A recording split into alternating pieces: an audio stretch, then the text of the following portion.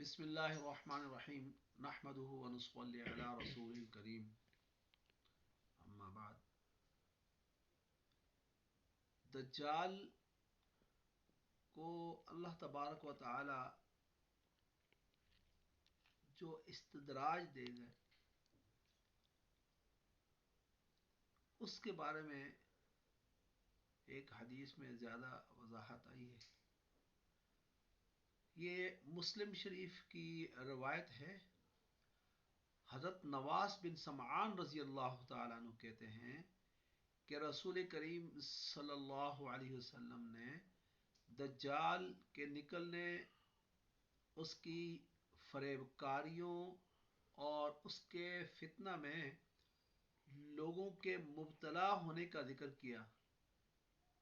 چنانچہ آپ نے فرمایا کہ اگر دجال نکلے اور میں تمہارے درمیان موجود ہوں تو میں اس سے تمہارے سامنے جھگڑوں اور دلیل کے ذریعے اس پر غالب آؤں، اور اگر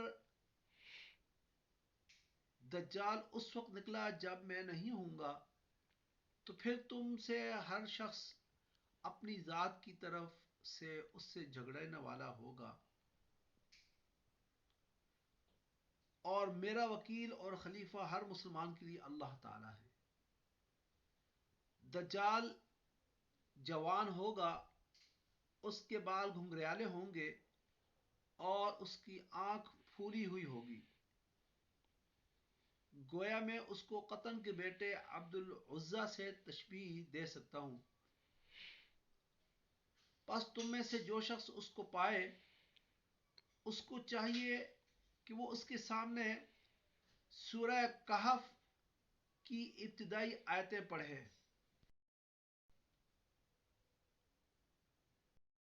اور مسلم ہی کی ایک روایت میں یہ الفاظ ہیں کہ اس کو چاہیے کہ وہ اس کے سامنے سورہ کہف کی ابتدائی آیتیں پڑھے،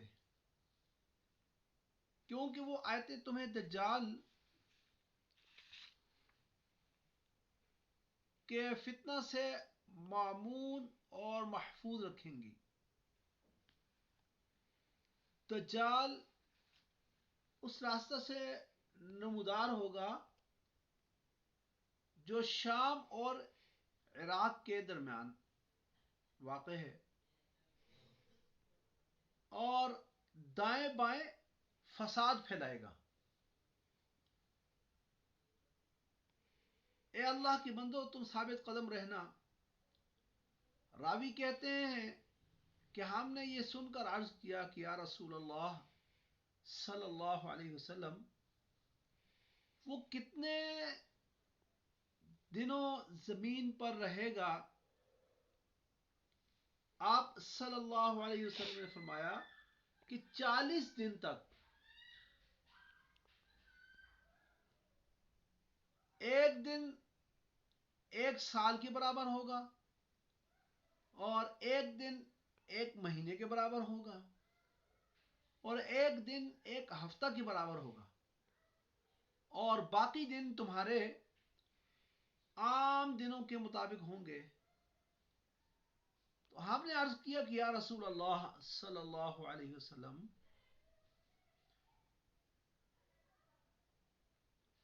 ان دنوں میں سے جو ایک دن ایک سال کے برابر ہو گیا، کیا اس روز ہماری ایک دن کی نماز کافی ہوگی؟ آپ صلی اللہ علیہ وسلم نے فرمایا کہ نہیں، بلکہ نماز پڑھنے کے لیے ایک دن کا حساب لگانا ہوگا. تو ہم نے عرض کیا کہ یا رسول اللہ، وہ زمین پر کتنا زیادہ تیز چلے گا؟ آپ نے فرمایا کہ وہ اس بادل کی مانند تیز رفتار ہوگا جس کے پیچھے ہوا ہو. وہ ایک قوم کے پاس پہنچے گا اور اس کو اپنی دعوت دے گا.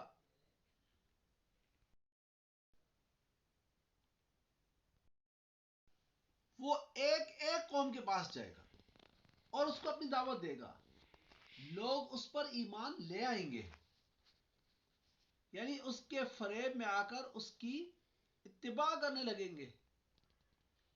پھر وہ بادل کو بارش برسانے کا حکم دے گا تو بادل بارش برسائے گا، اور زمین کو سبزہ اگانے کا حکم دے گا تو زمین سبزہ اگائے گی. بہت بڑا فتنہ ہوگا. پھر جب شام کو اس قوم کے وہ مویشی آئیں گے جو چرنے کے لیے صبح کے وقت جنگل و بیابان گئے تھے، ان کے کوہان بڑے بڑے ہو جائیں گے اور ان کی کوکھیں تن جائیں گی. پھر اس کے بعد دجال ایک اور قوم کے پاس پہنچے گا اور اس کو اپنی دعوت دے گا، لیکن اس قوم کے لوگ اس کی دعوت کو رد کر دیں گے. وہ ایمان نہیں، وہ اس پر ایمان نہیں رہیں گے، یعنی وہ صحیح ہوں گے، صحیح اپنے پکے ایمان پر ثابت قدم رہیں گے، اور وہ ان کے پاس سے چلا جائے گا.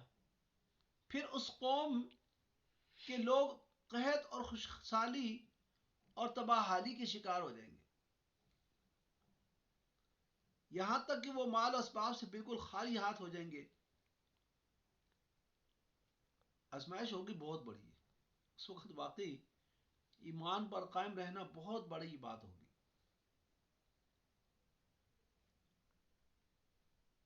تو بہرحال اس کے بعد دجال ایک ویرانے پر سے گزرے گا اور اس کو حکم دے گا وہ اپنے خزانوں کو نکال دے.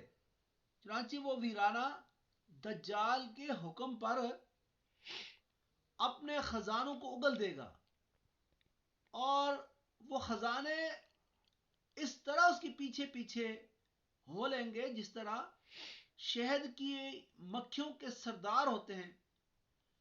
پھر دجال ایک شخص کو جو جوانی سے بھرپور ہوگا اپنی طرف بلائے گا اور اس پر تلوار کا ایسا ہاتھ مارے گا کہ اس کے دو ٹکڑے ہو جائیں گے.